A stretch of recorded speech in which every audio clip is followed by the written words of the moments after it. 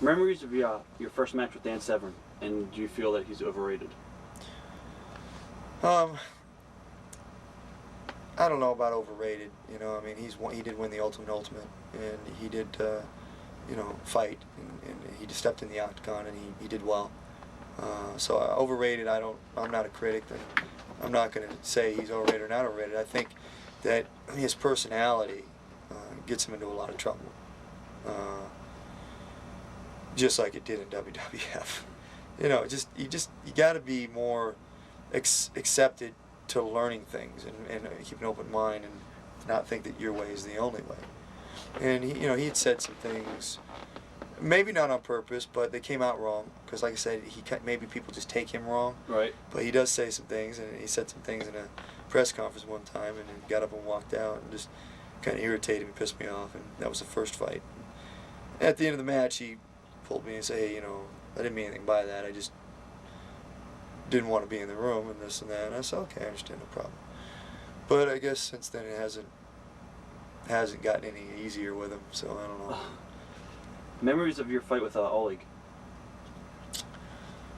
I remember fighting him, and it was like I hit him like at least 2 times that I know of. I hit him, and his eyes rolled back in his head like he was out. But yeah, he kept fighting. You know, I mean, he's just one of those guys that just took punishment and just kept coming. I was like, he's somebody that I trained with for a while, and it was a tough fight for both of us, I'm sure.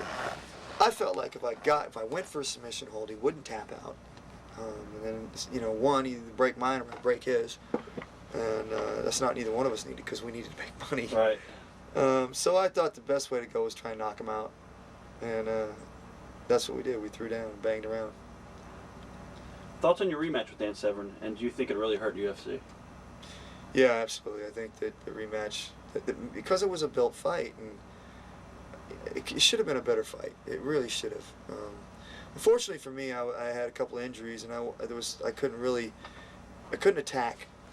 I had a cracked rib, broken nose in 2 places, and if you remember right, I'd had a knee injury in the tournament. I partially tore my ACL, and I couldn't really back out of the fight. It was too close to the fight. They promoted it, ticket sales, there's a lot of pressure on you. So I went ahead and went in anyways, and I took the fight. And if you watch the fight, I went in knowing that I had to be careful, and that I had to wait for the right opportunity to do something. So I took the center of the ring, thinking that he would do what he did last time and come and shoot. He's a wrestler. I remember taking the center and watching him dance around the side of the Octagon for 15 minutes, and and the fans were chanting, "Here we go, Red Wings." And I was like, oh my God. I dropped my hands at one point and said, "Is he going to fight me or what?" I mean, I'm 220 pounds. He's 260. What are we doing here? I'm in the middle. He's dancing around the outside. And I can't really attack him because, excluding my injuries, trying to take him down, 260 pounds, and him being against the fence when I go to take him down would be stupid, because I'm going to use so much energy trying to get him down to the ground. I'm probably not going to, because he's got something holding him up. So I'm in the center going, I never took a step backwards. I was standing there, and he just kept going in a circle. And I remember just going, man, if I'd been a little more healthier, I probably would have made more of an attack. But it was a bad fight for both of us, and there's no excuses for that. Every time I watch that, I just cringe. I just go, God, what a terrible match. Did the promoters, because I think didn't Marco Ruas, he would stall a lot. Did the promoters ever, after a match, if the fans shit on the match, the fight, didn't the promoters ever tell you mix it up more? Was there any pressure? After they'd always tell you, we need more action, and then that's when they started putting more rules into the stand-up rule, Right. The stalling. But I remember this, and it irritates me to this day, is I remember when we were sitting in the hotel room, and I wasn't going to do the fight because I was just banged up, and they'd just been sent a rule down from Detroit that we weren't allowed to punch. And because of my knee and my rib and my nose, the only thing I could really do was take control him a little bit, strike him, bang, bang, bang on the ground, and beat him down. And I remember them sitting there telling me that that this is the rules and that we're gonna you're gonna be fined so much money to pay at your leisure. In other words, they're gonna just let it slide. Is basically what they're saying. And I'm thinking to myself, the whole time I'm talking about doing these things at these YMCA's and these different things and saying, you follow the rules and this and that, in sports, you have to follow the rules. There's penalties to be paid when you don't.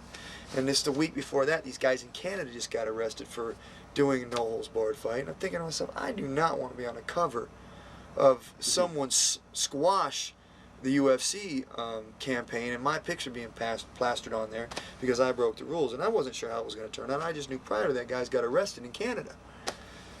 And I was thinking, man, I'm not going to do this. This is bull. And I remember arguing. And finally, I did it. And I remember in the fight, I wasn't punching him. I remember I had a couple opportunities to punch him, and I didn't. Especially when I had the mount on him, I didn't punch him. When he rolled his back, I couldn't throw one leg in, so I lost the rear choke because I couldn't really get my hooks in. But I remember the way that I asked him, how did you score the fight? Him beating me, I was a champion, and really no one did anything. How could you take the belt from me, even though I should have been stripped from it, and he shouldn't have got it, and I shouldn't have got it. But they said, well, he did more damage. And I said, well, how did he do more damage? And he goes, because he landed more punches. And I go, well, isn't that illegal?